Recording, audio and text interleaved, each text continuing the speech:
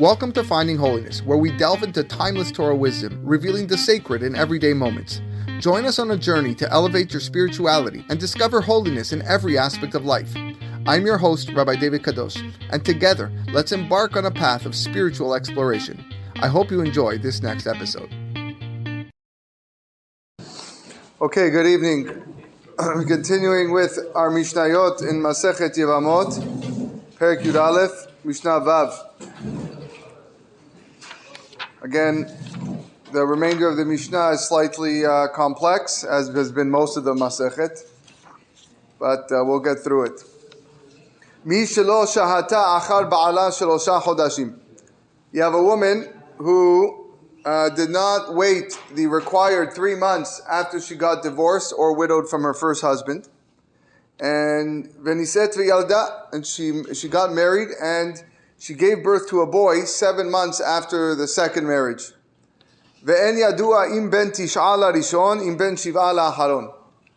The problem is we don't know who the father is. We don't know if this boy is 9 months from the first husband, who was either divorced or passed away, or 7 months from the second husband who she married right away after the divorce or after he passed. So, hayala banim min harishon ubanim min hashani. To make things more complicated, she also had other sons from both the first husband and the second husband, different sons. So now this child grows up, the child who we don't know who the father is, he grows up, he gets married, and he dies without children, and now his widow needs to perform yibum or chalitza with one of the brothers from the father's side. But we don't know which one is the brothers through his father, and which ones are the brothers only through the mother. So therefore, the Mishnah says, Cholzin velo meyabemin. The Mishnah says that one of the sons of each husband needs to perform chalitza and not perform yibum. They cannot take her into yibum because we don't know which one is an erva to her, because she can't not take someone as yibum if he's an erva, as we learned at the beginning of the Masechet. Bechen hu lahem. Similarly, the same applies to them, him to them. Meaning, if one of these brothers grew up, got married, and died childless, so now this son, whose father we don't know, also choletz v'lo miyabem. He performs chalitza with the widows, but he does not perform yibum because any one of them might be forbidden to him as an erva. Hayu lo achi min harishon ve'achi min hasheni shelo me'ota ha'em. Now, if the son who we don't know who his father is, he had brothers from the first husband that died and brothers from the second husband, but neither were from the same mother. So they're like stepbrothers.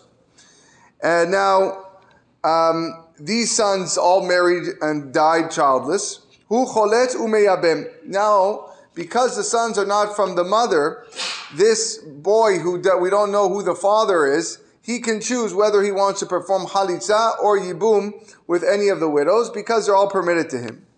Vehem, but if he married and died childless, so they, echad choletz v'echad miyabem, one of them performs chalitza with the widow, and the other one can perform yibum.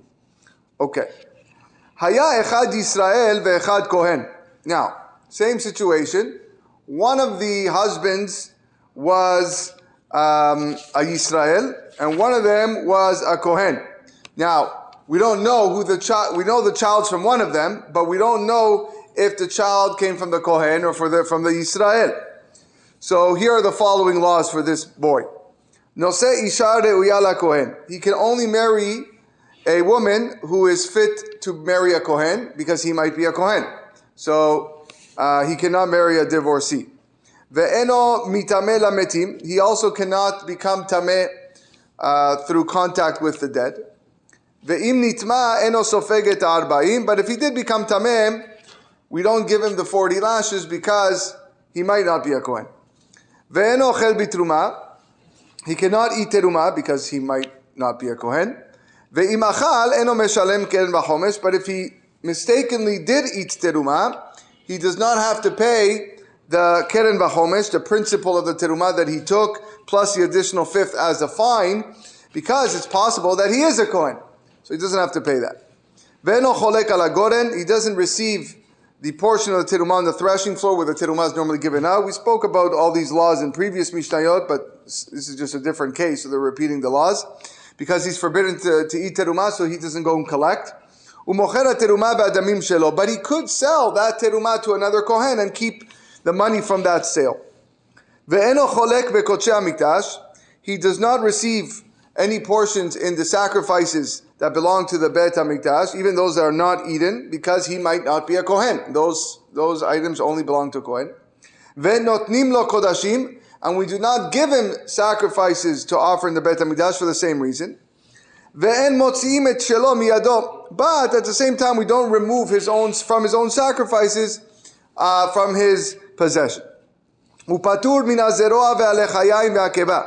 He's exempt from giving the foreleg, the jaws, and the stomach of kosher animals. Those are the gifts that we give to a kohen, because he himself might be a kohen. So therefore, he's exempt from giving those gifts.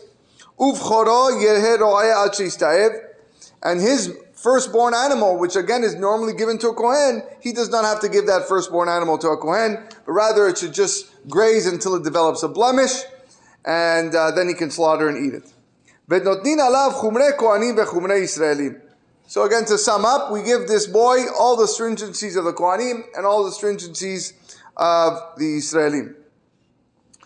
Hayu shneim Kohanim, but if the lady who got remarried too fast, both husbands were Kohanim, so you know now that this child is a Kohen, then hu onen alehem. If either of the husband dies, this son observes the laws of onen, which means he cannot perform any avodah in the Beit HaMikdash. He cannot eat from any meat of an offering on the day that they died, because one of these persons, it could have been his father. Vehem onenim alav. And similarly, if the guy dies, if the son dies, the husbands observe the onen laws for him. Hu eno metameh lahem. He cannot make himself tameh through contacting physically the husbands, if either of them died. Vehem enam metamin lo, and they, the husbands, cannot make themselves tameh through contacting with him if he died. Hu eno yoresh otan.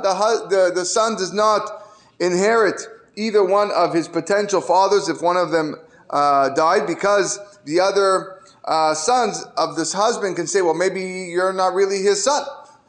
Maybe you're just somebody else. You're the son of the other brother or the other person. So therefore he cannot inherit. Aval hem yoshimoto. But the husbands do inherit the son if the son was to die. And therefore his possessions would go to the husbands and then split down to the remaining brothers. Upatur al makato val kilelato shel ze v'shel ze. This past week's parasha, we talked about makeh aviv ve'imo mot yumat, unkalel aviv ve'imo mot yumat, one who strikes his father, one who curses his parents, is chayav mitah. Well, he would be exempt from here, the Mishnah says. He's exempt from the death penalty for hitting or cursing either this husband or that husband, because we don't know for sure which one is really his father. Ve'oleh b'mishmaro shel ze v'shel ze. This son does go up to perform his duties in the Beit HaMikdash through the Mishmar. The Mishmar is that family group of Kohanim of either husband, whoever, for both of them, because he might be this one, he might be that one, so he has to go for both. But he doesn't receive a portion of the meat or the hides that are divided among the members of the Mishmar. However, if both husbands were part of the same Mishmar, the same family, then notel chelek echad. He does take one portion with the other members of the Mishmar when it's their turn to serve in the Beit HaMikdash, because no matter who his father is, he definitely belongs to that Mishmar, so therefore he's able to take those gifts. And that concludes Perek Yud Aleph, and we'll continue Bezrat Hashem tomorrow with Perek Yud Bet.